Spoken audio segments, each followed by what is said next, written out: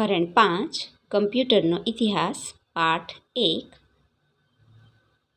કમ્પ્યુટરનું નામ ગ્રીક શબ્દ કમ્પ્યુટ પરથી પડ્યું છે. કમ્પ્યુટ એટલે કે ગણતરી કરવી. તેના વડે ગાણિતિક, બિનગાણિતિક તેમજ તાર્કિક પ્રક્રિયાઓ કરી શકાય છે. કમ્પ્યુટરની શોધનો પાયો સૌપ્રથમ ચીનમાં મણકા ઘોડી એટલે કે એબેક્સ નામના સાધનની શોધ થઈ, જે સરવાળા અને બાદબાકી પ્રકારની સાદી ગણતરી કરવા માટે ઉપયોગી હતું. નેપિયર્સ બોન્સ નામનું સાધન ગુણાકાર કરી શકે તે પ્રકારની ગણતરી કરવા માટે તૈયાર કરવામાં આવ્યું. સ્લાઇડ રૂલ સાધનમાં ઉપલબ્ધ 2 પટ્ટીઓના કારણે ગુણાકાર અને ભાગાકાર કરવા સરળ બન્યા. પાસ્કલાઇન નામનું સાધન સૌપ્રથમ યાંત્રિક કેલ્ક્યુલેટર તરીકે ઉપયોગી બન્યું. મલ્ટીપ્લાયર વ્હીલ વડે સરવાળા, બાદબાકી, ગુણાકાર, ભાગાકાર સહિતની સાદી ગણતરી કરવી શક્ય બન્યું. ડિફરન્સ એન્જિન અને એનાલિટિકલ એન્જિનને કમ્પ્યુટરની શોધનો પાયો નાખ્યો. એ પછી mark I, ENIAC, UNIVAC I સાધને કમ્પ્યુટરની શોધમાં મહત્વની ભૂમિકા ભજવી. અંતે desktop computer, laptop computer, palmtop computer અને વેરિયેબલ કમ્પ્યુટરની દરેક ક્ષેત્રમાં ઉપયોગિતાના કારણે આજના ડિજિટલ યુગમાં કમ્પ્યુટર શીખ્યા વિનાનો માનવી અભણ કહેવાય છે.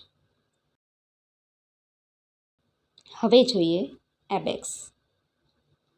એબેક્સ એટલે મણકા ઘોડી. એબેક્સની શોધ ચીનમાં આશરે 5000 વર્ષ અગાઉ થઈ હતી.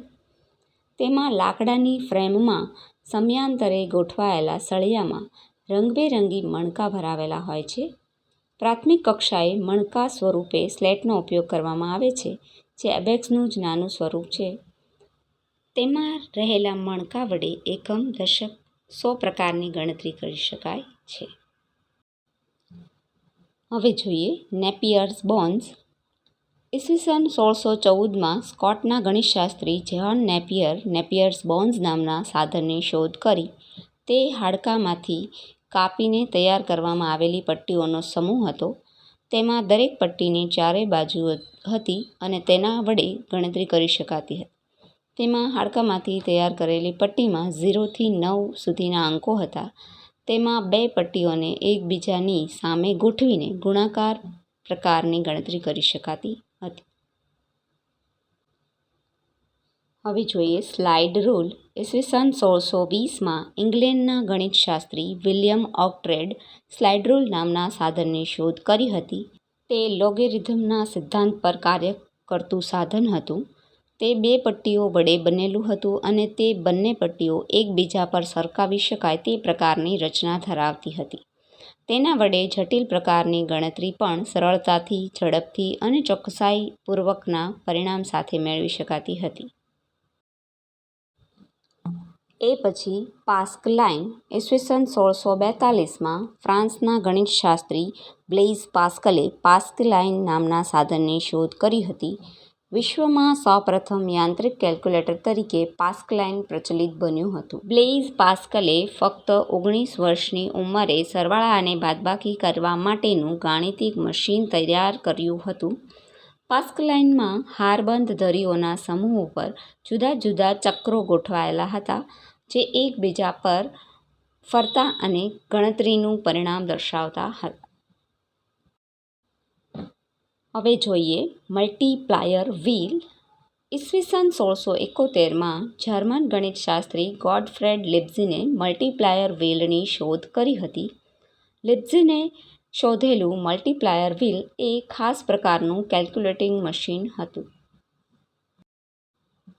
લેબ્નિઝે શોધેલું મલ્ટીપ્લાયર વ્હીલ એ બ્લેઇઝ પાસ્કલના પાસ્કલાઇનમાં સુધારા-વધારા કરીને તૈયાર કરવામાં આવ્યું હતું. લીબનિઝે વિકસાવેલું યંત્ર મલ્ટીપ્લાયર વ્હીલ તરીકે પ્રચલિત બન્યું હતું.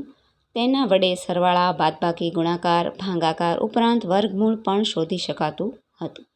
તે ગણતરીનું ઝડપથી પરિણામ આપતા સાધન તરીકે પ્રચલિત બન્યું હતું.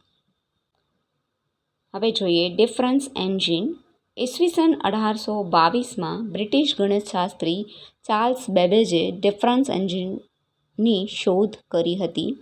તે કેલ્ક્યુલેટરની શોધના આધારે 150 વર્ષ પછી વિકાસ પામ્યું હતું. તેમાં ચક્ર, દાંતા અને લીવર હતા જેના આધારે ગણતરી કરી શકાતી હતી. હવે જોઈએ એનાલિટિકલ એન્જિન. ઈસવીસન 1833માં બ્રિટિશ ગણિતશાસ્ત્રી ચાર્લ્સ બેબેજે એનાલિટિકલ એન્જિનની શોધ કરી હતી. ચાર્લ્સ બેબેજે ડિફરન્સ એન્જિનની નિષ્ફળતાના 10 વર્ષ બાદ ફરી વખત અથાગ પરિશ્રમ કરીને એનાલિટિકલ એન્જિન તૈયાર કર્યું હતું. હાલમાં જે કમ્પ્યુટરનો ઉપયોગ કરવામાં આવે છે તે એનાલિટિકલ એન્જિનની રચનાના આધારે જ તૈયાર કરવામાં આવ્યા છે. ટૂંકમાં આજના અદ્યતન કમ્પ્યુટર્સની ટેકનોલોજીનો પાયો એનાલિટિકલ એન્જિને નાખ્યો હોવાથી ચાર્લ્સ બેબેજને આધુનિક કમ્પ્યુટર યુગના પિતા તરીકે ઓળખવામાં આવે છે. તેમાં આધુનિક કમ્પ્યુટરમાં ઉપલબ્ધ ઇનપુટ, પ્રોસેસિંગ, આઉટપુટ કાર્યપદ્ધતિનો વિચાર રજૂ કરવામાં આવ્યો હતો. એનાલિટિકલ એન્જિનની કાર્યપદ્ધતિ હાલમાં વાપરવામાં આવતા કમ્પ્યુટર જેવી જ હતી. આમ આજના કમ્પ્યુટર્સ ચાર્લ્સ બેબેજે તૈયાર કરેલા સિદ્ધાંતો પ્રમાણે કાર્ય કરે છે. ચાર્લ્સ બેબેજને એનાલિટિકલ એન્જિનમાં પ્રોગ્રામિંગ ઉમેરવાનો વિચાર લેડી અડા અગસ્તાએ આપ્યો હતો.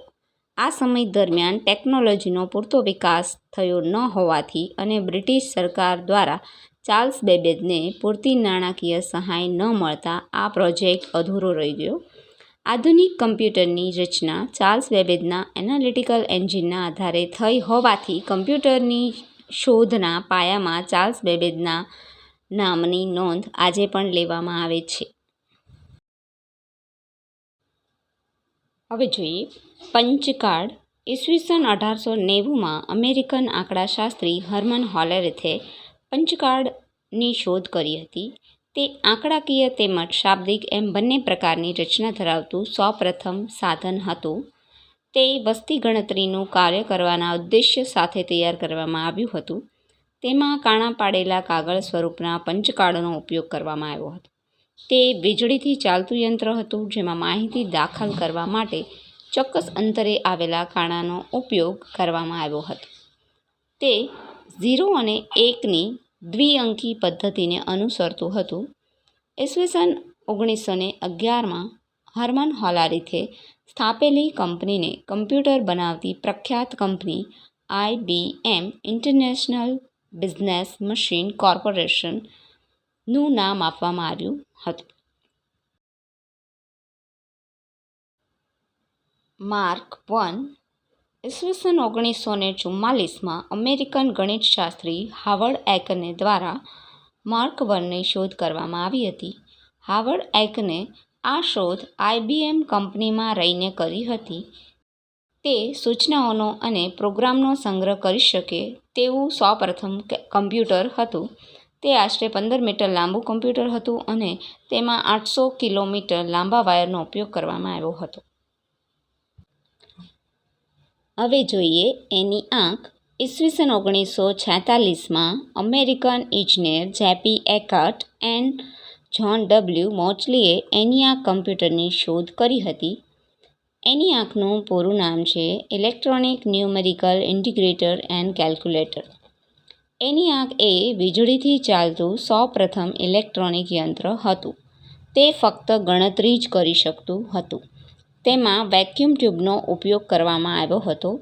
તે આશરે 18,000 વેક્યુમ ટ્યુબ, 10,000 કેપેસિટર્સ અને 60,000 સ્વિચનો ઉપયોગ કરવામાં આવ્યો હતો. તે આશરે 1,500 સ્ક્વેર ફૂટમાં પથરાયેલું, 20 ટન વજન ધરાવતું અને 150 કિલોવોટ વીજળીનો ઉપયોગ કરતું હતું. તે 1 સેકન્ડમાં 5,000 સરવાળા બાદબાકી, 500 ગુણાકાર અને 50 ભાગાકાર કરી શકતું હતું. તેનો પહેલી પેઢીના કમ્પ્યુટરમાં સમાવેશ કરવામાં આવ્યો છે. હવે જોઈએ ડેસ્કટોપ કમ્પ્યુટર. ડેસ્ક કે ટેબલ પર રાખીને ઉપયોગ કરી શકાય તે પ્રકારના કમ્પ્યુટર્સને ડેસ્કટોપ કમ્પ્યુટર કહે છે. ઈસવીસન 1975માં સૌપ્રથમ ડેસ્કટોપ કમ્પ્યુટર IBM કંપની દ્વારા તૈયાર કરવામાં આવ્યું હતું. સૌપ્રથમ ડેસ્કટોપ કમ્પ્યુટરનું નામ IBM 5100 હતું. તેમાં કેથોડ રે ટ્યુબનો ઉપયોગ કરવામાં આવ્યો હતો. તેમાં બેઝિક નામની પ્રોગ્રામિંગ ભાષાનો ઉપયોગ કરવામાં આવ્યો હતો. ત્યારબાદ ઈસવીસન 1976માં એપલ કંપનીએ એપલ I નામનું ડેસ્કટોપ કમ્પ્યુટર વિકસાવ્યું હતું. ડેસ્કટોપ કમ્પ્યુટરને પર્સનલ કમ્પ્યુટર કે અંગત કમ્પ્યુટર તરીકે ઓળખવામાં આવે છે. તે કીબોર્ડ, મોનિટર, CPU અને માઉસ વડે બનેલા હોય છે. તેનો ઉપયોગ ઘર, શાળા, કોલેજ, ઓફિસ, દુકાન વગેરે જગ્યાએ કરવામાં આવે છે અને તેને ચોથી પેઢીના કમ્પ્યુટરમાં સમાવેશ કરવામાં આવે છે. હવે જોઈએ લેપટોપ કમ્પ્યુટર.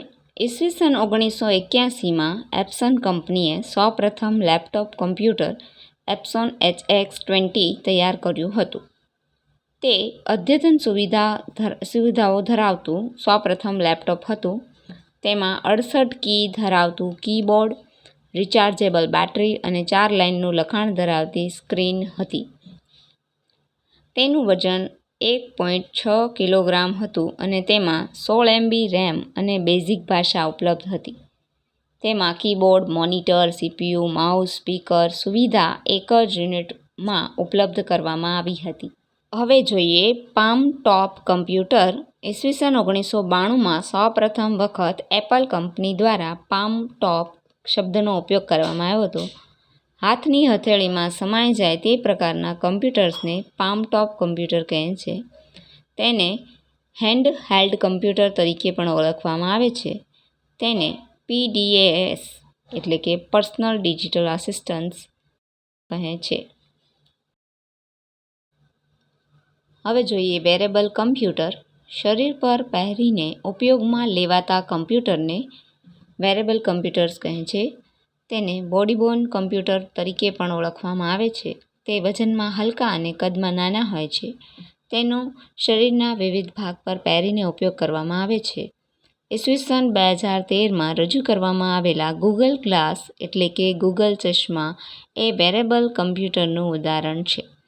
ઈસવીસન 2015માં એપલ કંપની દ્વારા તૈયાર કરવામાં આવેલી ઘડિયાળ એ વેરેબલ કમ્પ્યુટરનું ઉદાહરણ છે. તેનો 5મી પેઢીના કમ્પ્યુટર્સમાં સમાવેશ કરવામાં આવે છે.